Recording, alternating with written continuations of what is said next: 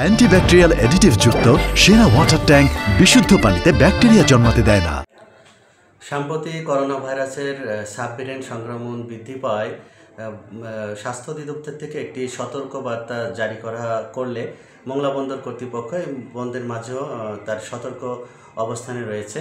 আমাদের restricted area জেটিতে প্রবেশের ক্ষেত্রে স্যানিটাইজার ব্যবহার, মাস্ক ব্যবহার বাধ্যতামূলক করা হয়েছে। এছাড়াও থার্মাল স্ক্যানারের মাধ্যমে তাপমাত্রা পরীক্ষা নিরীক্ষা করে কিন্তু জেটিতে প্রবেশ করানো হচ্ছে।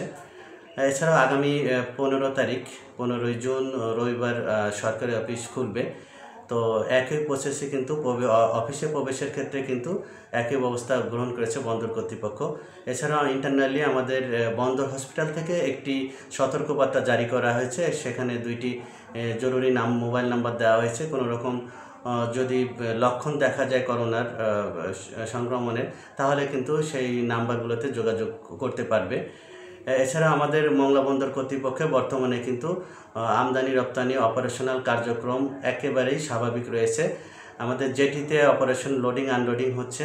আমদানিকারকরা আসছেন, তাদের পণ্য আমদানি রপ্তানি করার জন্য লোড করছেন জাহাজ থেকে, আবার মাল খালাসও করছেন।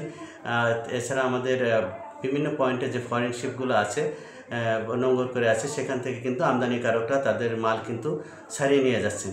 তো একেবারেই মোংলা বন্দরের কার্যক্রম কিন্তু বর্তমানে স্বাভাবিক অবস্থানে রয়েছে।